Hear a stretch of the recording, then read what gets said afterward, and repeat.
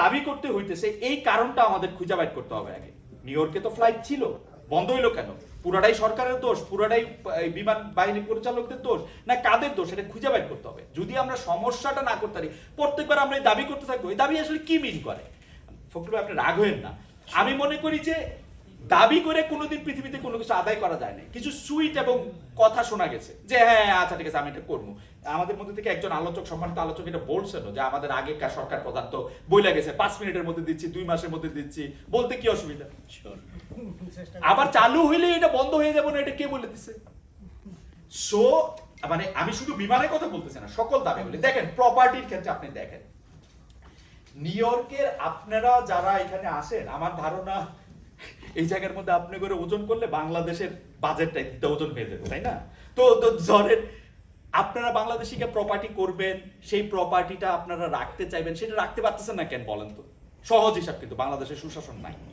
নতুন আগেকার সরকারের সময় একদম ছিল না, ইয়াটে করে লয়ে যেত।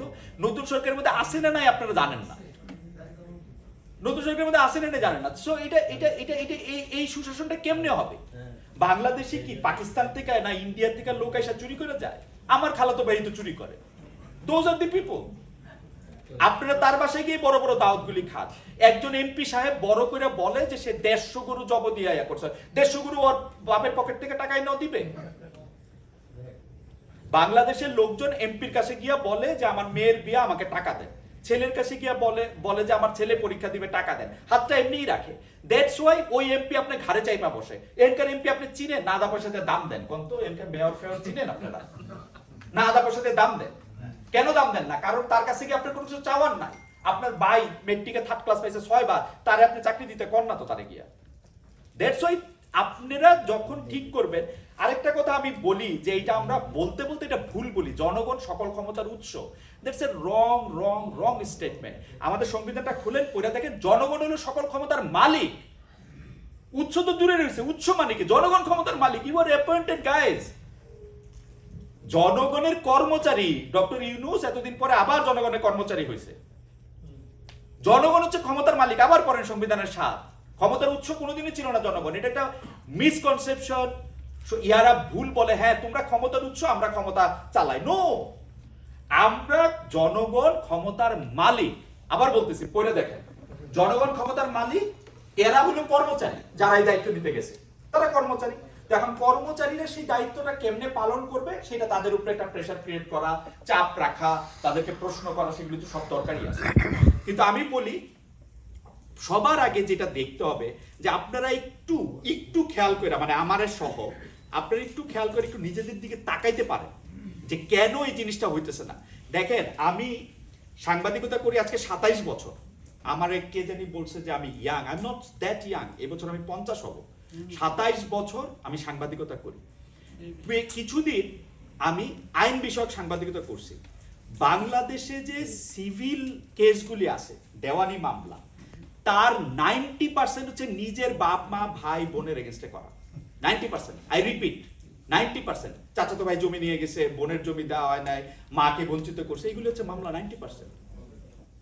আপনারা প্রবাসীরা, আমি ইংল্যান্ডে এমএ করতে সময় প্রবাসীদের দুঃখ কেউ কেউ আইসা আমাকে বলে যেত যে ভাইরে দিছি জমি করতে, সে এটা মাইরা দিছে, শালাকে দিছি সে এটা তুলা লয়ে গেছে। সো এই জিনিসগুলি, এবং তারা আবার যখন বড় হয়ে যায়, এরাই তো এই একটু ফটকাবাজি না করলে তো বাংলাদেশে তো পয়সা হবে না। বাংলাদেশে পয়সা হবে কি করে? বাংলাদেশে পয়সা হইতে হলে একটু ফটকাবাজ হইতে হবে, একটু ধুরন্ধর হইতে হবে, একটু চালবাজ হইতে হবে, তৈরি না 2-4টা পয়সা আসবে পকেট। 2-4টা পকেটে পয়সা আসলে কি হবে? সে একটা পলিটিক্যাল লিডার হবে। পলিটিক্যাল লিডার হলে কি হবে? এমপি হবে। এমপি হলে কি হবে? শেখ হাসিনার একটু ভালো নজরে থাকতে পারলে, খালেদা জিয়ার একটু ভালো নজরে থাকতে পারলে চোর হবে, বাটপার হবে, মন্ত্রী হবে, তাই তো? আমরা আবার ওই মন্ত্রীদের দেখার জন্য 50,000 জন যাবো এয়ারপোর্টে। তার লগে একটা ছবি তোলার জন্য 50 বার এই একটা মন্ত্রীর লগে ছবি দিলে সঙ্গে সঙ্গে শালি, দুলাভাই, গার্লফ্রেন্ড, বয়ফ্রেন্ডে ফোন করবো যে দেখো কার লগে ছবি তুলছে। আধা পয়সা দিয়ে আমাকে পাত্তা দেওয়া উচিত ছিল। আমরা নিজের কাছে আমরা তাকাই, এবং আমরা নিজের দিকে তাকাই, এদেরকে কি আমাদের আধা পয়সা দিয়ে পাত্তা দেওয়া দরকার ছিল? আপনাকে কথা কয়ে লাভ কি? সাংবাদিকরা সংবাদ সম্মেলন করতে যায়, প্রধানমন্ত্রীর লগে গিয়ে সেলফি দিল। মানে মানে আমি কিছুদিন সরকারি চাকরি করছি। আমি ছিলাম, আমার পোস্টিং ছিল নরসিংদীতে, মানে আমি ছিলাম ম্যাজিস্ট্রেট আর অ্যাসিস্ট্যান্ট কমিশনার, ছোট চাকর। তো শেখ হাসিনা সবচেয়ে বড় চাকর ছিল। তো সবচেয়ে বড় চাকর এত করার কি আছে, আমি তো বুঝলামই না। বেতন নেয় 2.5 লাখ 3 লাখ টাকা বেতন নেয়। আপনারা কফি খান 3 জনে মিল্লা এই মাসের এই টাকার জন্য, তেল ভরালে কফি টফি খাওয়ালে প্রধানমন্ত্রীর বেতনের সমান। হিসাব করে দেখেন, এই একটা চাকরির লেগা, এই একটা জিনিসের লেগা, এই একটা জিনিস যে বসবো চেয়ারে বসবো, সে হঠাৎ করে একটা খুব তার পাংখা গুজে যায়।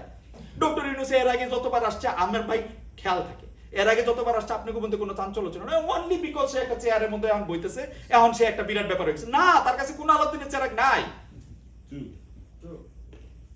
সে নোবেল পাইতে পারে, নোবেল একটা প্রাইজ রে ভাই। আজকে এই যে আমি ঠিকানা গ্রুপ থেকে যদি এখন একটা এত বড় প্রাইজ দিতে পারি, আকাশ ভাই থেকে চান্দা মান্দা নিয়ে বা আপনি থেকে নিয়ে টিয়া, নোবেল প্রাইজ দিতে বড় হইতে পারে, 1 কোটি টাকা 2 কোটি টাকা 100 কোটি টাকা, এটা প্রাইজ। আমি যেটা কইতে চাইতেছি সেইটা হইলো যে দাবি দেওয়া সব ঠিক আছে, 13টা দাবি দেওয়া, আমি এগুলি আমার লগে আমি জানি না, মানে এবার উনি অনেক ব্যস্ত আছে, আমি তার অফিসে কথা কইছিলাম যারা তার লগে আসে, একটা সময় হয়তো হইতে পারে যে তার সাথে আমার একটা মানে অন ক্যামেরা না হইলেও অফ ক্যামেরা হয়তো একটু কথা হইতে পারে। আমি আপনাদেরকে কথা দিতে পারি, আপনারা তো ইজ্জত দিয়ে আমার এখানে আনছেন, আমি এই কথাগুলি কইতেও পারি। এবং আমি ডেফিনেটলি জানি, কারণ ওনার লগে আমার কয়েকবার কথা হয়েছে তো, বা আরো লোকজনের সঙ্গে তো আমার কথা হয়, আমি ডেফিনেটলি জানি যে এটা পরিণতি কি হবে। সো আমি এত আশাবাদী হতে পারতেছি না, যতক্ষণ না পর্যন্ত আমি মনে করি যে একটা জায়গায় আপনারা একদমই এটা হচ্ছে যে ডিমান্ড থাকলে সাপ্লাই আসবে, সাপ্লাই থাকলে ব্যবসা হবে। আপনাকে যদি এতই মনে হয় যে বাংলাদেশে আপনার একটা ক্যারিয়ার দরকার, আপনারা কয়জন মিলে এটা করে ফেলেন, শেষ। এর 10 লাখ লোকের জায়গায় যদি কোনো একটা স্টেট ক্যারিয়ার মনে করে, যে ফ্ল্যাগ ক্যারিয়ার যদি মনে করে এটা লাভজনক, কারণটা কি? নিশ্চয়ই এর কোনো রিজন আছে, তাই না? আমি এইটা উনি যখন আমারে জিজ্ঞেস করবে যে এটা আচ্ছা তুমি জানো যে এটা বন্ধ করে দিয়েছিল কি লিগে, তো আমি তখন ওই যে মুখস্থ কতগুলি কথা কমু, টিকিট থাকতেও টিকিট বেচে নাই, এই গানের মধ্যে থেকে পয়সা খাইছে, এই করছে সেই করছে, তো সেগুলি তো চাঁদের থেকে লোক আইসা খায় না, আমি আপনি তো খাইছি। as simple as that। তো আমার কাছে মনে হয় যে মানে আমার আবারও কই যে নিউ ইয়র্কে আমার মা থাকেন অনেকদিন ধরে, আমার ভাই থাকে 24-25 বছর ধরে। আমার নিউ ইয়র্কে এর আগে আরো অনেকবার আসা হয়েছে, আর হয়তো আরো অনেকবার আসা হইব। আমি হয়তো এখানে একটা লম্বা সময় থাকবো এবার, কিন্তু আমি এখানে সাংবাদিকতা করতে চাই। ঠিকানা গ্রুপের সাথে আমি জয়েন করছি, আপনারা দেখছেন যে বৃহস্পতিবার থেকে, মানে এখানকার সময় রাত 12টা, এখানকার সময় দুপুর 12টা, এখানকার সময় দুপুর 12টায় আমি একটা অনুষ্ঠান শুরু করছি। সেই অনুষ্ঠানগুলি চালু থাকবে, আপনারা পাশে থাকবেন। আপনাদের কথাগুলি আমি আরো বেশি করে আসলে বলতে চাই, কেমনে বলবো, কোন জায়গাতে বলবো, সেটা আসলে একটু পরিকল্পনা করে একটু গুছায়া বলতে হবে আসলে। মানে এই ধরেন একটা, এটা হয়তো ফখরুল ভাই লাভ হলো সাংগঠনিক হিসাবে, মানে উনাকে সবাই জানলো, কিন্তু কাজের কাজ খুব বেশি হবে কিনা এটা মানে আমার হয়তো লাভ হয়েছে, আমি এতগুলি লোকের সামনে আপনাদের সামনে দাঁড়ায় কথা বলছি, কিন্তু ফাইনালি কোনো লাভ হয়েছে কিনা এটা আমি জানি না। সো আমরা এটা হেবিটে পরিণত না করি আর কি। রবীন্দ্রনাথের একটা কথা আছে না যে এক লোক তারে 500 টাকা নিছিল, তারপরে সে বলছে আপনি আমাকে চিরঋণী করে রাখলেন, তখন রবীন্দ্রনাথ বলছে বুঝছি আপনার টাকাটা ফেরত দিবেন না, চিরঋণী হয়তো থাকবেন, টাকা তো আর ফেরত দিবে না। ধরেন এই আন্দোলন জারি থাকবে, দাবি দেওয়া জারি থাকবে, তো থাকবে, আমাদের একটা দেখা সাক্ষাৎ হবে, আমরা একসাথে বসে চা খাবো। কিন্তু যদি এটা আপনারা মিন করে, আমার কাছে মনে হয় এটা আমাদের মিন করার সময় হয়েছে, এটা মিন করলে এটা কইরা ফেলানো উচিত। আমি আর 2-3 মিনিট বলি। সেকেন্ড হচ্ছে দুর্নীতিটা দূর করতে হলে প্রথম কাজ হচ্ছে এইটাকে সামাজিকভাবে বর্জন করা।